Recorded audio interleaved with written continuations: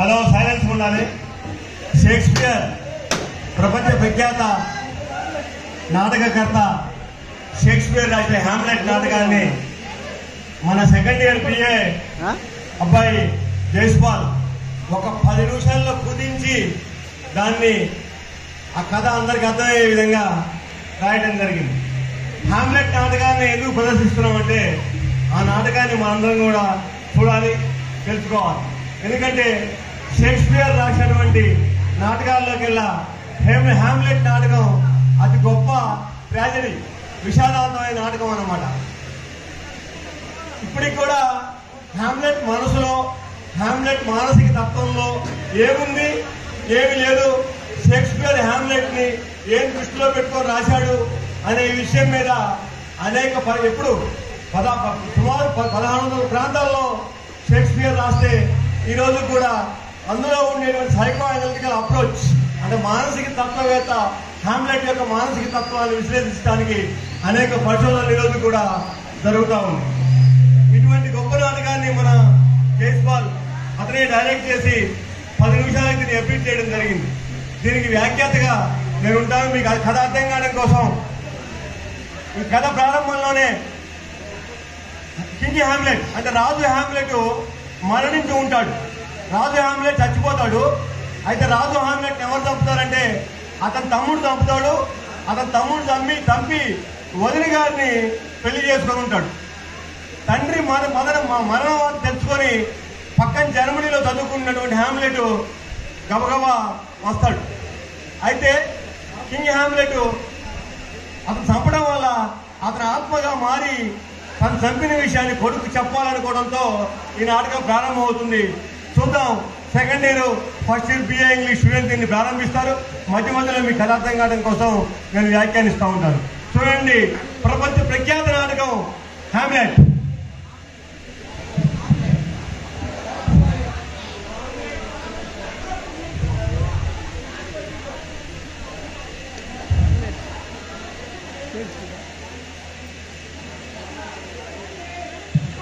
ముందుగా బడులు తిరుగుతా కదా.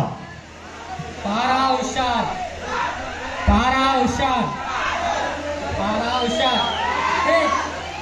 అలా చూడు, మన కింగ్ హ్యామ్లెట్ ఆత్మగానే ఉంది. ఈ విషయాన్ని వరిష్ఠ ప్రభు గారికి తెలిసేలాగా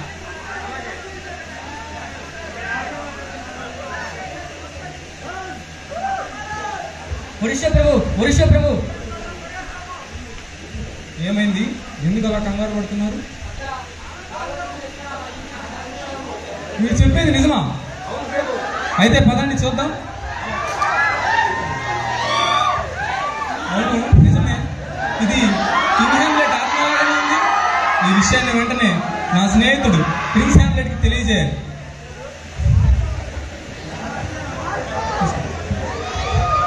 హ్యామ్లెట్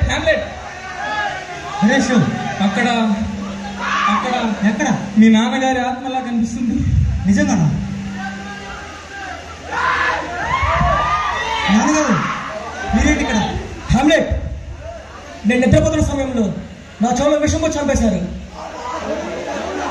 మీ బాబాయ్ క్లాడియస్. అవును, నువ్వు ఎలాగైనా సరే అతను చంపేసి నా పక్క తెచ్చుకోవాలి.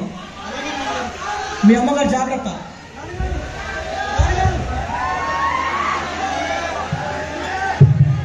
ఆ విధంగా ప్రిన్స్ హ్యామ్లెట్ కి కింగ్ హ్యామ్లెట్ తన మరణ రహస్యాన్ని చెప్పి అంతర్ధానం అయిపోతాడు. అయిపోగానే హ్యామ్లెట్ ప్రిన్స్ హ్యామ్లెట్ ఏం చేయాలో అర్థం కాక ఎంతో మదన పడతా ఉంటాడు. తన మనసులో తాను మదన పడతా ఉంటాడు. ఏం చేయాలి? ఒక ఆత్మను ఆధారం చేసుకొని చంపేయాలా, లేకపోతే ఏదన్నా ఒక పరీక్ష పెట్టాలా అని ఆలోచిస్తూ ఉంటాడు. చూద్దాం ఏం జరుగుతుందో. ఒక ఆత్మను ఆధారంగా చేసుకొని నేను ఈ హత్యను మొదలు పెట్టడం తప్పు, సరైనది కాదు. నిజాలేంటో తెలుసుకోవాలంటే ఒక ఫిలాసఫీ స్టూడెంట్గా నిజాలన్నీ తెలుసుకోవాలి. అలా తెలుసుకోవాలంటే నేను పిచ్చి వాళ్ళని నటించి ఆ నిజాలేంటో తెలుసుకుంటాను. హ్యామ్లెట్ రెడీ అవుతుంటాడు. అప్పుడు ఒఫీలియా ప్రవేశిస్తుంది. ఏం జరుగుతుందో చూద్దాం.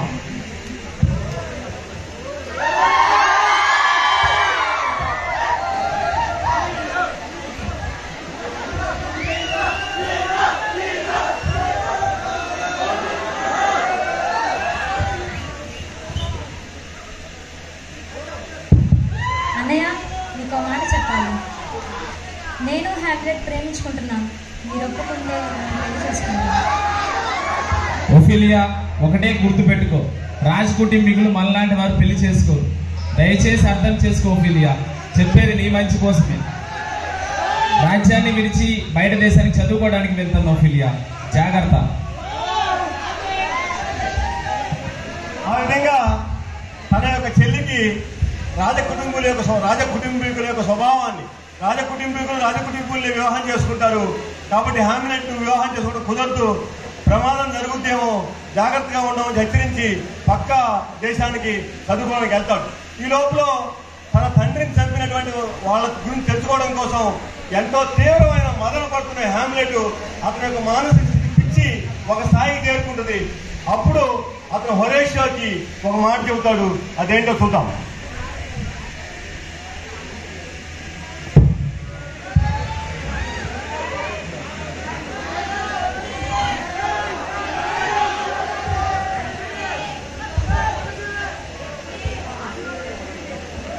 హామ్లెట్, ఎందుకు అలా పిచ్చి పట్టినట్టు తిరుగుతున్నావు?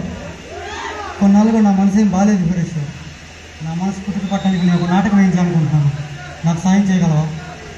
క్లాడియస్ రాజుతో మాట్లాడి నాటకం వేయించడానికి నేను ఒప్పిస్తాను. ధన్యవాదాలు సురేష్.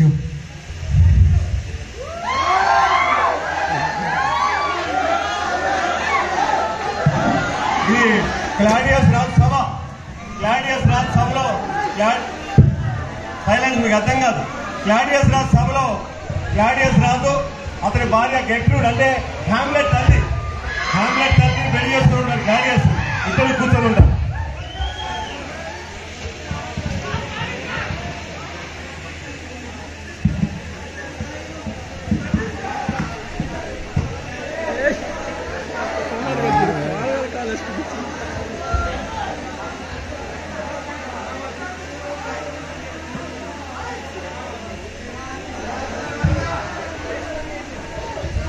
ప్రణామాలు ప్రభు.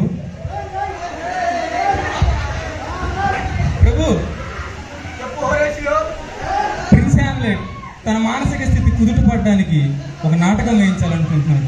అది మీరు అనుమతిస్తే. ధన్యవాదాలు. ఇప్పుడు కింగ్ హామ్లెట్ వేషంలో ఒక అతను వచ్చి పడుకొని ఉంటాడు. చూద్దాం ఏం జరుగుతుందో.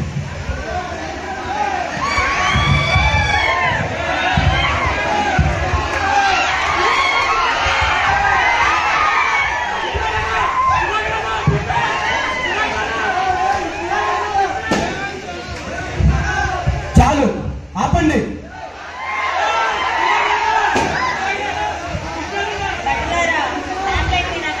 చెప్పండి.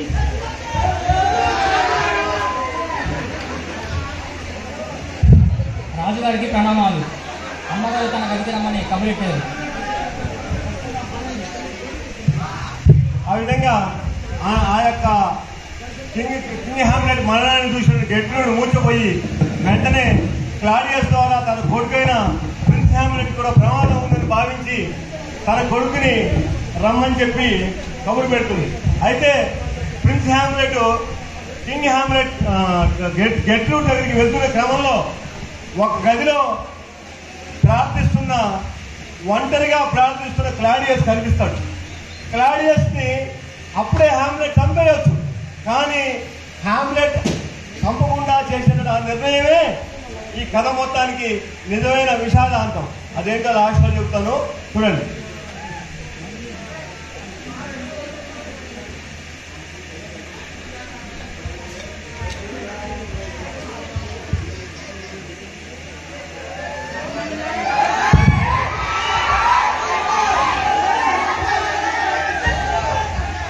ఇలాంటి నీచుని ప్రార్థనా సమయంలో చెబితే నా స్వర్గానికి వెళ్తాడు. ఇలాంటి వాడు స్వర్గానికి వెళ్ళడానికి వీల్లేదు, వీడు నరకానికే వెళ్ళాలి. ఇలాంటి నీచుడు స్వర్గానికి వెళ్ళడానికి వీల్లేదు. వీడు నరకానికే వెళ్ళాలి. నరకానికి వెళ్ళాలంటే వీడిని ఎప్పుడు ఎక్కడ ఎలా చంపాలో నాకు తెలుసు.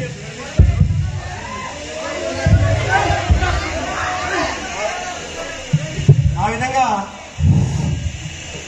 క్లాడియస్ చంపకుండా వదిలేసినటువంటి ప్రిన్స్ హామ్లెట్ తన తల్లి దగ్గరికి వెళ్తాడు కోపంతో.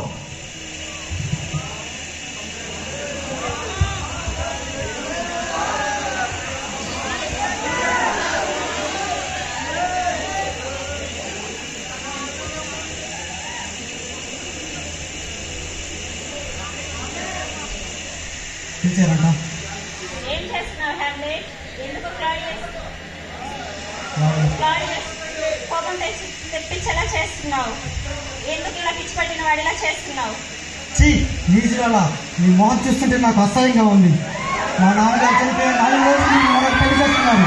మీరేనా అబద్ధానికి చిహ్నం?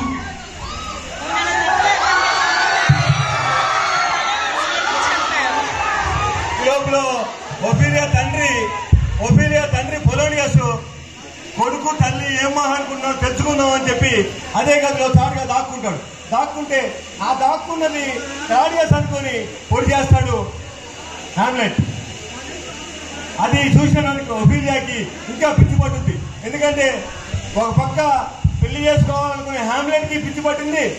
అన్నేమో వేరే ఊరికి వెళ్ళిపోయాడు, తండ్రి చనిపోయాడు, ఎవరూ లేక పిచ్చి పట్టింది అలా తిరుగుతా ఉంది ఒఫీలియా.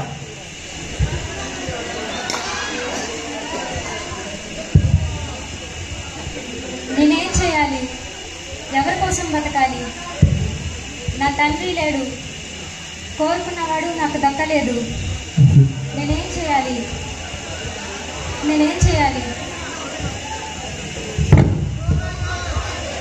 ఆ విధంగా మానసిక వేదనకు పోయి రక్తనాళ చిక్కి సరిపోతుంది ఒఫీలియా. ఈ లోపల ఖచ్చితంగా అదే సమయానికి విదేశాల నుంచి వస్తాడు లార్డ్స్.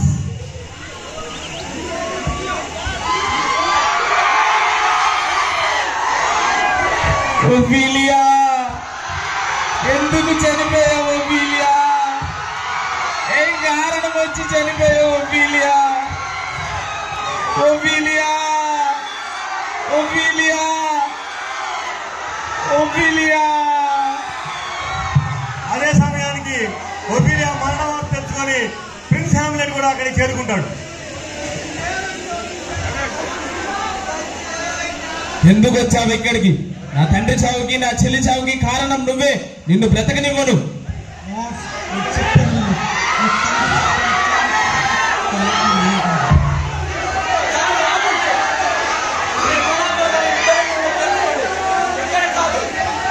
అలాగే తెలుసుకుందాం.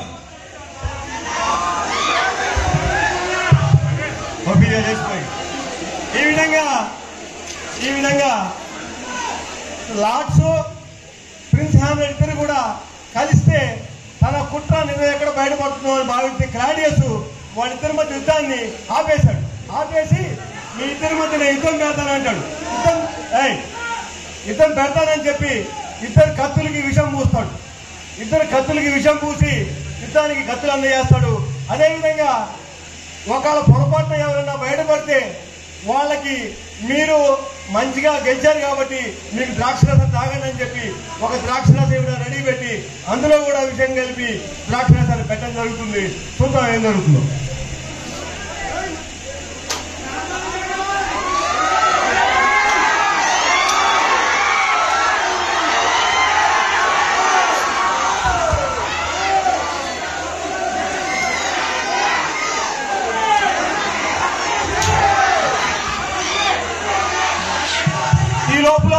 ఈ లోపల క్లాడియస్ పెట్టినటువంటి ఒక విషం గ్లాసులో ద్రాక్ష తాగాయని కొన్ని విషం తాగి జట్రుడు మరణించింది.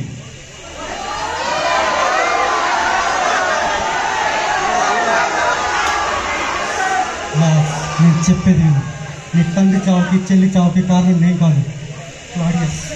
నువ్వు ఒప్పుకుంటే మన ఇద్దరం కలిసి పక్క తీర్చుకున్నాం. సరే,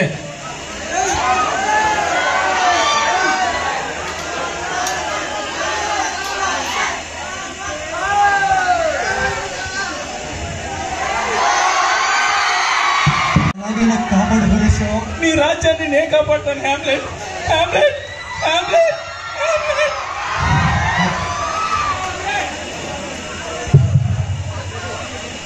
ఈ విధంగా ఇది ఈ విషాదాంతంగా ముగిసింది. చూడండి, దీన్నే హామ్లెట్ తప్పిదాలే హామ్లెట్ మరణానికి కారణమయ్యాయి. దాన్నే అరిస్టాటిల్ ఒక పేరు పెట్టాడు, దానికి హమాషియా అని చెప్పి ఒక పేరు పెట్టాడు. దాన్నే ట్రాజిక్ ఫాల్ అని చెప్పి ఇంగ్లీష్లో అంటారు. గ్రీక్ భాషలో హమాషియా, ఇంగ్లీష్లో ట్రాజిక్ ఫాల్ అని చెప్పి అంటారు. ఒక గొప్ప వ్యక్తి హామ్లెట్ అనేక సుగుణాలు ఉంటాయి, కానీ సరైన సమయంలో సరైన నిర్ణయం తీసుకోలేకపోవడం అనేటువంటి నిర్ణయం తీసుకోలేని దుర్గుణం వల్ల హామ్లెట్ యొక్క పతనం జరుగుతుంది. దీని నుంచి మనందరం కూడా ఏం పాఠం తీసుకోవాలంటే, ఏ సమయంలో మనం ఎలా వ్యవహరించాలో అలా వ్యవహరించాలి. ఏ సమయంలో ఎలా వ్యవహరించాలో అలా వ్యవహరించకపోతే మనం గ్యారంటీ మన పతనానికి అది దారితీస్తుందని చెప్పి అందరూ గుర్తించాలని తెలియజేస్తూ, ప్రపంచంలోనే అతి గొప్ప విషాద నాటకంగా పేరుగాంది హామ్లెట్ ని 10 నిమిషాల్లో కుదించి రాసినటువంటి డైరెక్టర్ జైస్పాల్ ని రావాల్సిందిగా కోరుతున్నాం.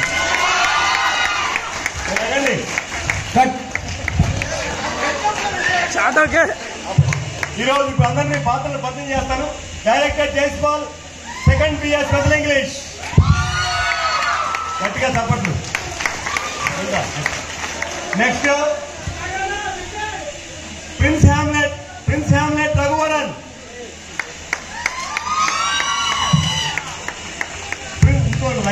Prince Hamlet Raghuvaran. క్లాడియస్ గా వై కుమార్.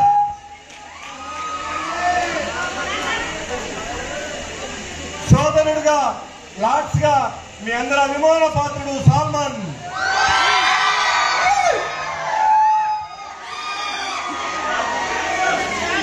సాల్మన్ స్టేజ్ మీద వస్తే అదరిల్లిపోతుంది. డైలాగ్ కాదు, ఒకసారి మా కోసం డైలాగ్. సాల్మన్, ఒఫీలియా పాత్రధారి మ్యాగీ, గెట్రూడ్ పాత్రధారి నవనీత, భటులుగా యాక్ట్ చేసినటువంటి R Vamsi, Vijay, Raghu, king Hamlet గా యాక్ట్ చేసిన రఘు, అదేవిధంగా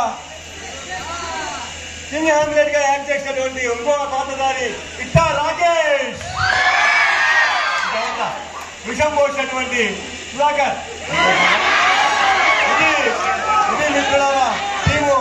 వీళ్ళందరూ దగ్గర 10 రోజులు చాలా పాత్ర పోషించి చాలా కృషి చేసి యాక్ట్ చేశారు. ఒకవేళ చిన్న లోపాలున్నా కూడా మీరు అర్థం చేసుకొని అందరికీ గట్టి గర్దాదరులతో మీరందరూ చేసిన కృషికి అభినందన తెలియాలి.